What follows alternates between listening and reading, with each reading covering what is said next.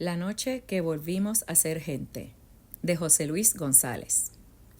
Que si me acuerdo, se acuerda el barrio entero si quieres que te diga la verdad, porque eso no se le va a olvidar ni a Trompo Loco, que ya no es capaz de decir ni dónde enterraron a su mamá hace 15 días.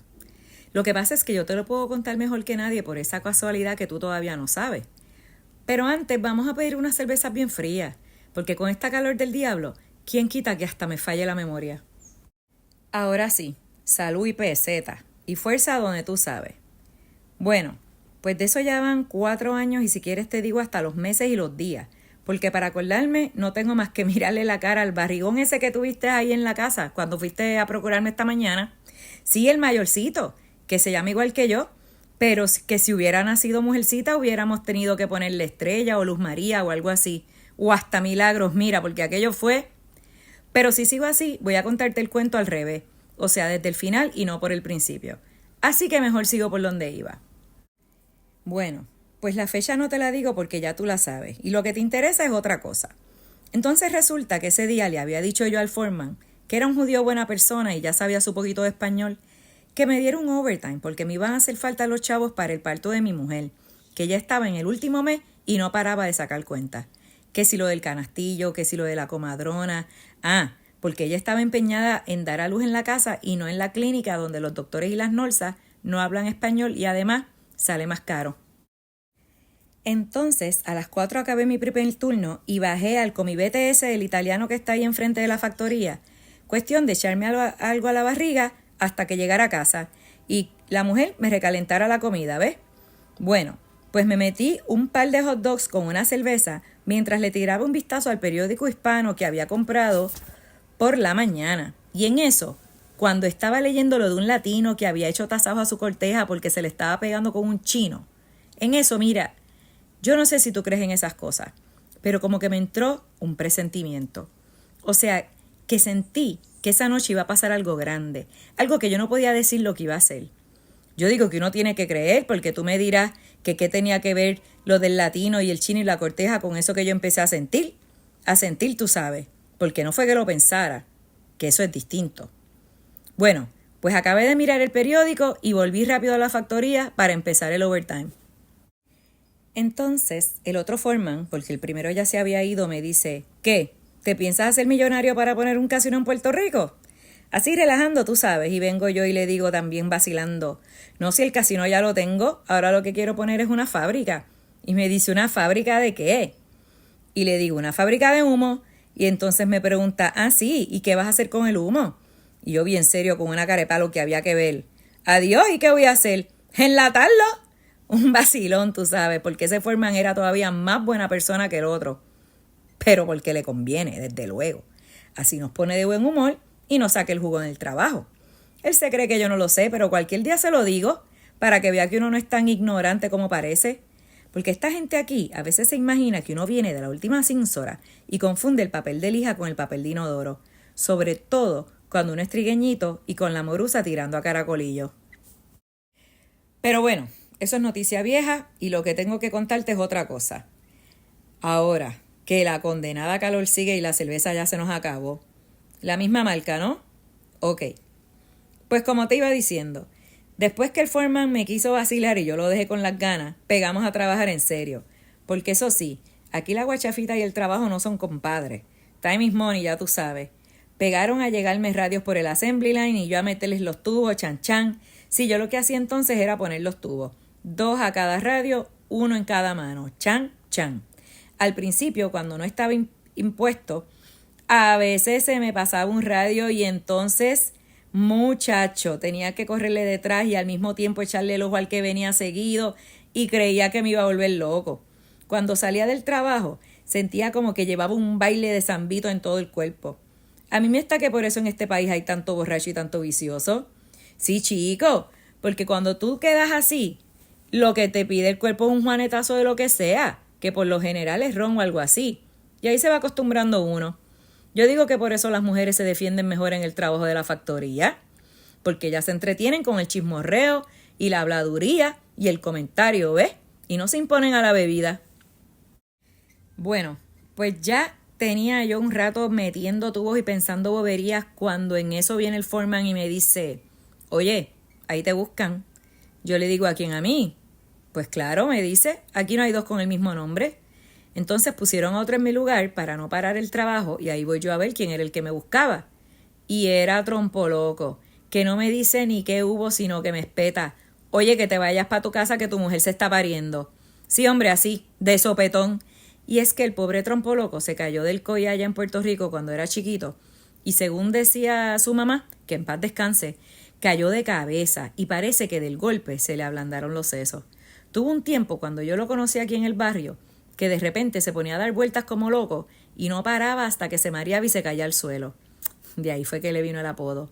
Eso sí, nadie abusa de él porque su mamá era buena persona, un espiritista ella, tú sabes, y ayudaba a mucha gente y no cobraba. Uno le dejaba lo que podía, ¿ves? Y si no podía, no le dejaba nada. Entonces, hay mucha gente que se ocupa de que Trompo Loco no pase necesidades, porque él siempre fue huérfano de padre y no tuvo hermano. Así que, como quien dice, está solo en el mundo. Bueno, pues llega Trompo Loco y me dice eso y yo digo, ay, mi madre, ¿y ahora qué hago? El foreman, que estaba pendiente de lo que pasaba, porque esa gente nunca le pierde el ojo a uno en el trabajo, viene y me pregunta, ¿cuál es el trouble? Y yo le digo, que vienen a buscarme porque mi mujer se está pariendo. Y entonces el foreman me dice, bueno, ¿y qué tú estás esperando? Porque déjame decirte que ese foreman también era judío, y para los judíos la familia siempre es lo primero. En eso no son como los demás americanos, que entre hijos y padres y entre hermanos se insultan y hasta se dan por cualquier cosa. Yo no sé si será por la clase de vida que la gente lleva en este país, siempre corriendo detrás del dólar, como los perros esos del canódromo que ponen a correr detrás de un conejo de trapo. ¿Tú lo has visto? Acaban echando el buffet y nunca alcanzan al conejo. Eso sí, les dan comida y los cuidan para que vuelvan a correr al otro día, que es lo mismo que hacen con la gente si miras bien la cosa. Así que en este país todos venimos a ser como perros de carrera. Bueno, pues cuando el foreman me dijo que qué yo estaba esperando, le digo, nada, ponerme el coat y agarrar el subway antes de que mi niño vaya a llegar y no me encuentre en casa. Contento que estaba yo, ya sabes, porque iba a ser mi primer hijo y tú sabes cómo es eso. Y me dice el foreman, no se te vaya a olvidar ponchar la tarjeta para que cobres la media hora que llevas trabajando, que de ahora para adelante es cuando te van a hacer falta los chavos. Y le digo, ¿cómo no? Y agarro el coat y poncho la tarjeta y le digo a Trompo Loco, que estaba parado allí mirando las máquinas como el lembao, avanza, Trompo, que vamos a llegar tarde. Y bajamos las escaleras corriendo para no esperar el ascensor y llegamos a la acera, que estaba bien crowded, porque a esa hora todavía había gente saliendo del trabajo. Y digo yo, maldita sea, hay que tocarme la hora del rush. Y Trompo Loco que no quería correr. Espérate, hombre, espérate, que yo quiero comprar un dulce. Bueno, es que Trompo Loco es así, ves, como un nene. Él sirve para hacer un mandado, si es algo sencillo, para lavar unas escaleras en un building o cualquier cosa que no haya que pensar. Pero si es cuestión de usar la calculadora, entonces búscate a otro. Así que vengo y le digo, no, Trompo, que dulce ni qué carajo, eso lo compras allá en el barrio cuando lleguemos. Y él, no, en el barrio no hay de los que yo quiero. Esos nada más se consiguen en Brooklyn. Y le digo, ay, tú estás loco. Y enseguida me arrepiento porque eso es lo único que no se le puede decir a Trompo Loco.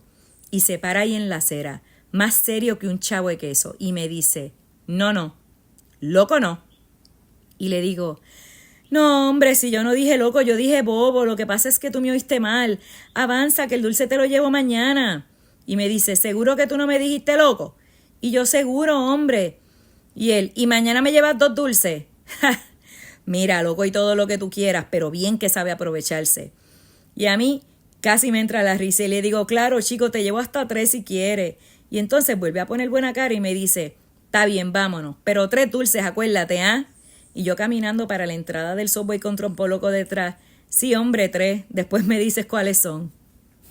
Y bajamos casi corriendo las escaleras y entramos en la estación con aquel mal de gente que tú sabes cómo es eso. Yo pendiente de que Trompo Loco no se fuera a quedar atrás, porque con el apeñuscamiento y los arrempujones, a lo mejor le entraba miedo y quién iba a responder por él. Cuando viene el tren expreso, lo agarro por un brazo y le digo, prepárate y echa para adelante tú también, que si no, nos quedamos afuera. Y él me dice, no te ocupes. Y cuando se abre la puerta y salen los que iban a bajar, nos metemos de frente y quedamos prensados entre aquel montón de gente que no podíamos ni mover los brazos. Bueno, mejor porque así no había que agarrarse de los tubos. Trompo Loco iba un poco azorado porque yo creo que era la primera vez que viajaba en Subway a esa hora. Pero como me tenía a mí al lado, no había problema.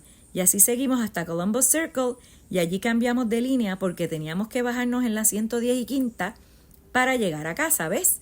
Y ahí volvimos a quedar como sardinas en lata otra vez. Entonces yo iba contando los minutos, pensando si ya mi hijo habría nacido y cómo estaría mi mujer. Y de repente se me ocurre, bueno, y yo tan seguro de que va a ser macho y a lo mejor me sale una chancleta. Tú sabes que uno siempre quiere que el primero sea hombre. Y la verdad es que eso es un egoísmo de nosotros, porque a la mamá le conviene más que la mayor sea una mujer para que después la ayude con el trabajo de la casa y la crianza de los hermanitos. Bueno, pues en eso iba yo pensando y sintiéndome ya muy padre de familia, te das cuenta cuando, ¡guácata! Ahí fue, que se va a la luz y el tren empieza a perder impulso hasta que queda parado en la mismita mitad del túnel entre dos estaciones. Bueno, la verdad es que de momento no se asustó nadie. Tú sabes que eso de que las luces se apaguen en el subway no es nada del otro mundo. Enseguida vuelven a prenderse y la gente ni pestañea. Y eso de que el tren se pare un ratito antes de llegar a una estación tampoco es raro. Así que de momento no se asustó nadie. Prendieron las luces de emergencia y todo el mundo lo más tranquilo. Pero empezó a pasar el tiempo y el tren no se movía. Y yo pensando, coño, qué mala suerte ahora que tenía que llegar pronto. Pero todavía creyendo que sería cuestión de un ratito, ¿ves? Y así pasaron como 3 minutos más. Y entonces una señora empezó a toser. Una señora americana, ella, medio viejita, que estaba cerca de mí. Yo la miré y vi que estaba tosiendo como sin ganas y pensé, eso no es catarro, eso es miedo. Y pasó otro minuto y el tren seguía parado. Y entonces la señora le dijo a un muchacho que tenía al lado, un muchacho alto y rubio, él, tofete, con cara como de irlandés, le dijo la señora, oiga joven, ¿a usted esto no le está raro? Y él le dijo, no se preocupe, eso no es nada. Pero la señora como que no quedó conforme y siguió con su tosecita. Y entonces los pasajeros empezaron a tratar de mirar por las ventanillas, pero como no podían moverse bien y con la oscuridad que había allá afuera, pues no veían nada. Te lo digo porque yo también traté de mirar y lo único que saqué fue un dolor de cuello que me duró un buen rato. Bueno, pues siguió pasando el tiempo y a mí empezó a darme un calambre en una pierna y ahí fue donde me entró el nerviosismo. No por el calambre, sino porque pensé que ya no iba a llegar a tiempo a casa. Y decía yo para entre mí, aquí tiene que haber pasado algo. Ya es demasiado de mucho el tiempo que tenemos aquí parado. Y como no tenía nada que hacer, puse a funcionar el coco. Y entonces fue que se me ocurrió lo del suicidio. Bueno, era lo más lógico. ¿Por qué no? Tú sabes que aquí hay muchísimas gente que ya no se quieren para nada y entonces van y se trepan al Empire State y pegan el salto desde allá arriba. Y creo que cuando llegan a la calle ya están muertos por el tiempo que tardan en caer. Bueno, yo no sé. Eso es lo que me han dicho. Y hay otros que se le tiran por delante al subway y quedan que hay que recogerlos con palas. No, eso sí. A los que brincan del Empire State me imagino que habrá que recogerlos con secantes. No, pero en serio, porque con esas cosas no se debe relajar. A mí se me ocurrió que lo que había pasado era que alguien se le había tirado debajo al tren que iba delante de nosotros y hasta pensé, bueno, que en paz descanse, pero ya me echaba a mí, porque ahora sí que voy a llegar tarde. Ya mi mujer debe estar pensando que Trompo Loco se perdió en el camino o que yo ando borracho por ahí y no me importa lo que está pasando en casa, porque no es que yo sea muy bebelón, pero de vez en cuando tú me entiendes. Bueno, y ya que estamos hablando de eso, si quieres cambiamos de marca, pero que estén bien frías a ver si se nos acaba de quitar la calor. Entonces, ¿por dónde iba yo? Sí, estaba pensando en eso del suicidio y qué sé yo, cuando de repente, ¡ram!, vienen y se abren las puertas del tren. Sí, hombre, sí, allí mismo en el túnel. Y como eso a la verdad era una cosa que yo nunca había visto, entonces pensé, ahora sí que a la puerca se le entorchó el rabo. Y enseguida veo que allá abajo frente a la puerta estaban como unos inspectores o algo así, porque tenían uniforme, traían unas linternas de esas como faroles. Y nos dice uno de ellos, take it easy, que no hay peligro, bajen despacio y sin empujar. Y ahí mismo la gente empezó a bajar y a preguntarle al mister aquel, ¿qué es lo que pasa? ¿Qué es lo que pasa? Yo agarré a Trompo Loco por el brazo y le dije, ya tú oíste, no hay peligro, pero no te vayas a apartar de mí. Y él me decía que sí con la cabeza, porque yo creo que del susto se le había ido hasta la voz. No decía nada, pero parecía que los macos se le iban a salir de la cara. Los tenía como platillos y casi le brillaban en la oscuridad como a los gatos. Bueno, pues fuimos saliendo del tren hasta que no quedó nadie adentro. Entonces, cuando estuvimos todos alineados allá abajo, los inspectores empezaron a recorrer la fila que nosotros habíamos formado y nos fueron explicando, así por grupos, ¿ves? Que lo que pasaba era que había habido un blackout, o sea que se había ido la luz en toda la ciudad y no se sabía cuándo iba a volver. Entonces la señora de la tosecita, que había quedado cerca de mí, le preguntó al inspector, oiga, ¿y cuándo vamos a salir de aquí? Y él le dijo, tenemos que esperar un poco porque hay otros trenes delante de nosotros y no podemos salir todos a la misma vez. Y ahí pegamos a esperar. Y yo pensando, maldita sea mi suerte, mira que tener que pasar esto justo el día de hoy, cuando en eso siento que Trompo Loco me jala la manga del coat y me dice bien bajito, como en secreto, oye, panita, me estoy meando. Imagínate tú, lo único que me faltaba. Y le digo, ay, Trompo bendito, aguántate, tú no ves que aquí eso es imposible. Y me dice, pero es que hace rato que tengo ganas y ya no aguanto más. Entonces me pongo a pensar rápido porque aquello era una emergencia, ¿no? Y lo único que se me ocurre es ir a preguntarle al inspector que qué se podía hacer. Le digo a Trompo Loco, bueno, espérame un momento, pero no te vayas a mover de aquí. Y me salgo de la línea y voy y le digo al inspector, listen, mister, my friend wanna take a leak. O sea, que mi amigo quería cambiarle el agua al canario. Y me dice el inspector, God damn it to hell, can he hold it in a while? Y le digo que eso mismo le había dicho yo, que se aguantara, pero que ya no podía. Entonces me dice, bueno, que lo haga donde pueda, pero que no se aleje mucho. Así que vuelvo donde Trompo Loco y le digo, vente conmigo por allá atrás a ver si encontramos un lugarcito. Y pegamos a caminar. Pero aquella hilera de gente no se acababa nunca. Ya habíamos caminado un trecho cuando volvió a jalarme la manga y me dice, ahora sí que ya no aguanto, brother.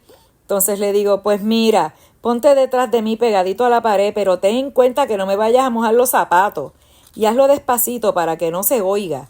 Y ni había acabado de hablar cuando oigo aquello que, bueno, ¿tú sabes cómo hacen eso los caballos? Pues con decirte que parecía que eran 2 caballos en vez de 1.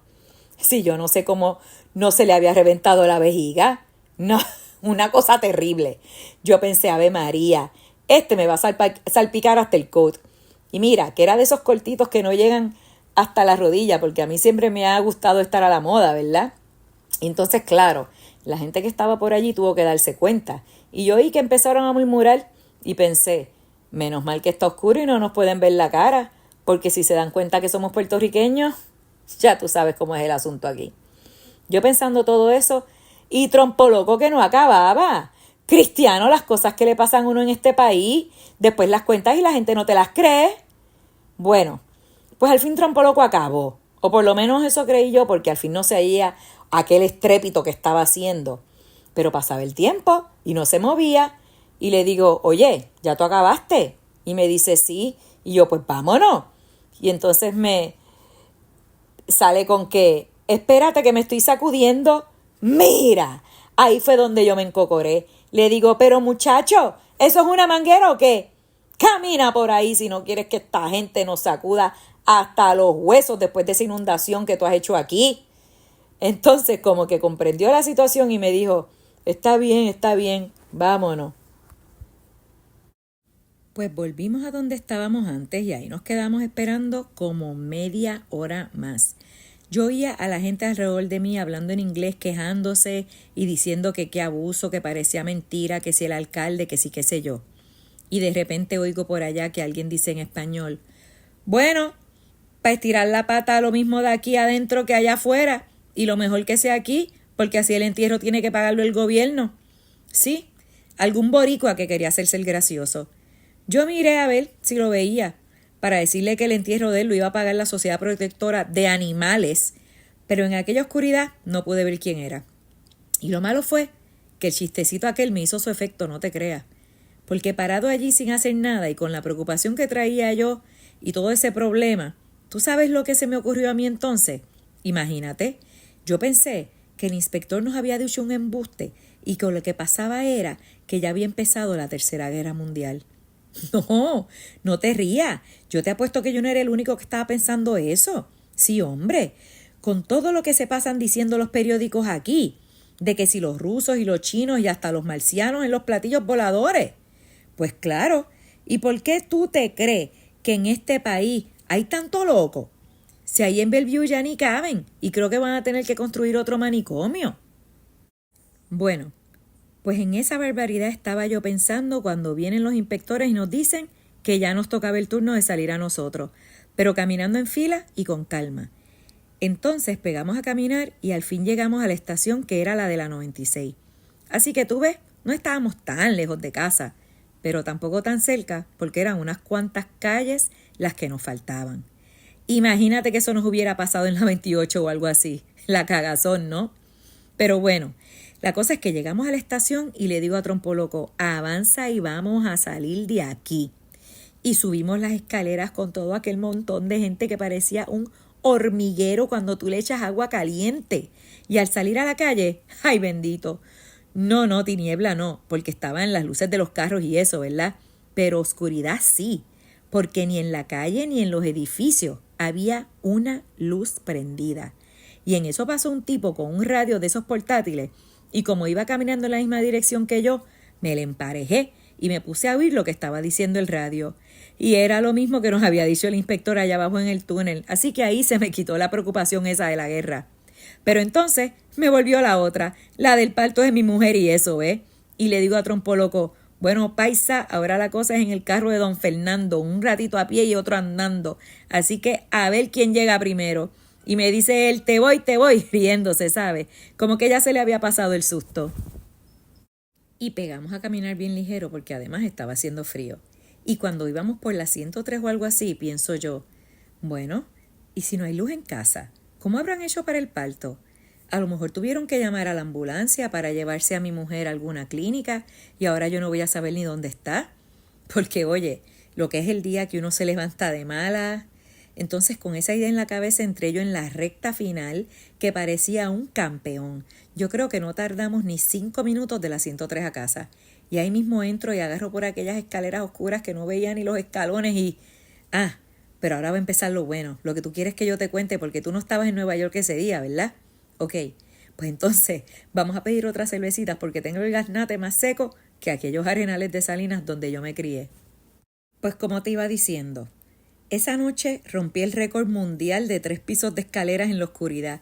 Ya ni sabía si Trompo Loco me venía siguiendo. Cuando llegué frente a la puerta del apartamento, traía la llave en la mano y la metí en la cerradura al primer golpe, como si la estuviera viendo. Y entonces, cuando abrí la puerta, lo primero que vi fue que había 4 velas prendidas en la sala y unas cuantas vecinas allí sentadas, lo más tranquilas y dándole a la sin hueso que aquello parecía la Olimpiada del Bembeteo. Ave María, y es que ese es el deporte favorito de las mujeres. Yo creo que el día que les prohíban eso, se forma una revolución más grande que la de Fidel Castro. Pero eso sí, cuando me vieron entrar así de sopetón, les pegué un susto que se quedaron mudas de repente. Cuanti más que yo siquiera dije buenas noches, sino que ahí mismo empecé a preguntar, oigan, ¿y qué ha pasado con mi mujer? ¿Dónde está? ¿Se la llevaron? No, hombre, no. Ella está ahí adentro lo más bien.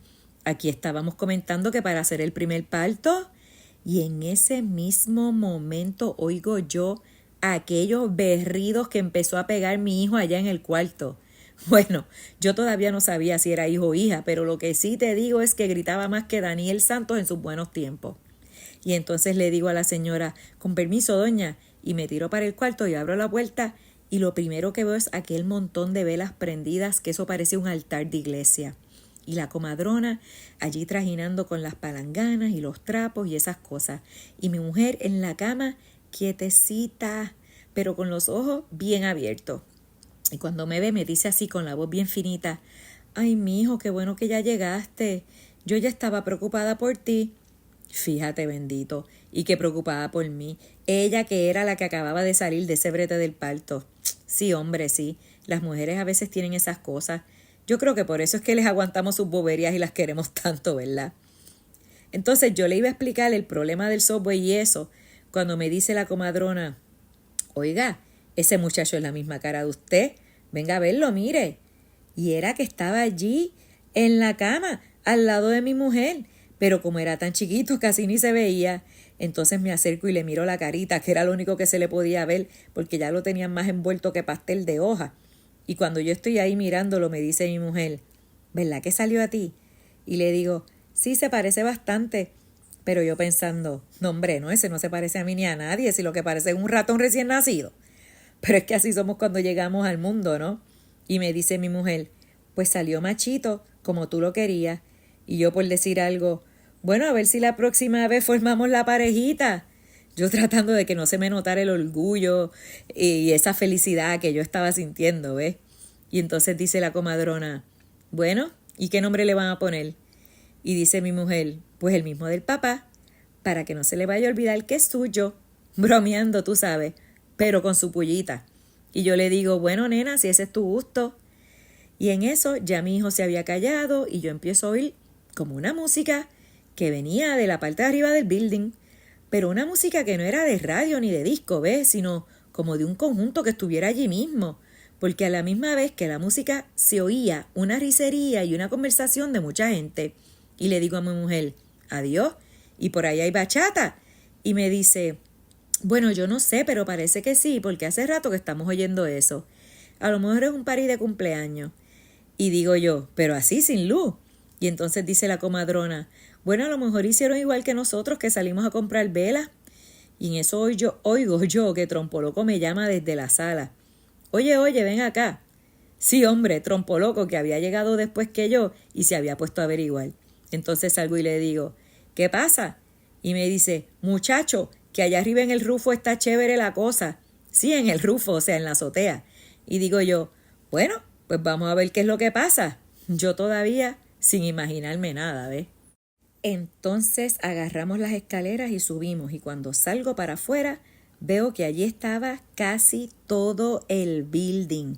Doña Lula, la viuda del primer piso, Cheo el de Aguadilla, que había cerrado el cafetín cuando se fue la luz y se había metido en su casa, las muchachas del segundo que ni trabajan ni están en el welfare según las malas lenguas, don Leo, el ministro pentecostés que tiene 4 hijos aquí y 7 en Puerto Rico, Pipo y los muchachos de doña Lula y uno de los de don Leo, que esos eran los que habían formado el conjunto con una guitarra, un güiro, unas maracas y hasta unos timbales que no sé de dónde los sacaron porque nunca los había visto por allí. Sí, un cuarteto, oye, y sonaba. Cuando yo llegué, estaban tocando Preciosa y el que cantaba era Pipo, que tú sabes que es independentista. Y cuando llegaba aquella parte que dice Preciosa, preciosa, te llaman los hijos de la libertad, subía la voz que yo creo que lo oían hasta en Morovi. Y yo allí parado, mirando a toda aquella gente y oyendo la canción, cuando viene y se me acerca una de las muchachas del segundo, una medio gordita ella, que creo que se llama Milta, y me dice, oiga, qué bueno que subió, véngase para acá para que se dé un palito. Ajá, porque tenían sus botellas y unos vasitos de cartón encima de una silla, y yo no sé si eran de Bacardí o Don Q, porque desde donde yo estaba no se veía tanto, pero le digo enseguida a la muchacha, bueno, si usted me lo ofrece, yo acepto con mucho gusto. Y vamos y me sirve el ron y entonces le pregunto, bueno, ¿y por qué es la fiesta si se puede saber? Y en eso viene doña Lula, la viuda, y me dice, adiós, pero usted no se ha fijado. Y yo miro así como buscando por los lados, pero doña Lula me dice, no hombre, no, Cristiano, por ahí no, mire para arriba. Y cuando yo levanto la cabeza y miro, me dice, ¿qué está viendo? Y yo, pues la luna. Y ella, ¿y qué más? Y yo, pues las estrellas. Ave María, muchacho. Y ahí fue donde yo caí en cuenta. Yo creo que doña Lula me lo vio en la cara, porque ya no me dijo nada más. Me puso las 2 manos en los hombros y se quedó mirando ella también, quietecita, como si yo estuviera dormido y ella no quisiera despertarme. Porque yo no sé si tú me lo vas a creer, pero aquello era como un sueño. Había salido una luna de este tamaño, mira, y amarilla, amarilla, como si estuviera hecha de oro. Y el cielo estaba todito lleno de estrellas, como si todos los cocuyos del mundo se hubieran subido hasta allá arriba y después se hubieran quedado a descansar en aquella inmensidad. Igual que en Puerto Rico, cualquier noche del año. Pero era que después de tanto tiempo sin poder ver el cielo, por ese resplandor de los millones de luces eléctricas que se prenden aquí todas las noches, ya se nos había olvidado que las estrellas existían. Y entonces, cuando llevábamos yo no sé cuánto tiempo contemplando aquel milagro, oigo a doña Lula que me dice, bueno, y parece que no somos los únicos que estamos celebrando. Y era verdad. Yo no podría decirte en cuántas azoteas del barrio se hizo fiesta aquella noche. Pero seguro que fue en unas cuantas, porque cuando el conjunto de nosotros dejaba de tocar, oíamos clarito la música que llegaba de otro sitio. Entonces, yo pensé muchas cosas. Pensé en mi hijo que acababa de nacer y en lo que iba a ser su vida aquí. Pensé en Puerto Rico, en los viejos, en todo lo que dejamos allá nada más que por necesidad. Pensé tantas cosas que algunas ya se me han olvidado, porque tú sabes que la mente es como una pizarra y el tiempo como un borrador que le pasa por encima cada vez que se nos llena. Pero de lo que sí me voy a acordar siempre es de lo que le dije yo entonces a doña Lula, que es lo que te voy a decir ahora para acabar de contarte lo que tú querías saber. Y es que, según mi pobre manera de entender las cosas, aquella fue la noche que volvimos a ser gente.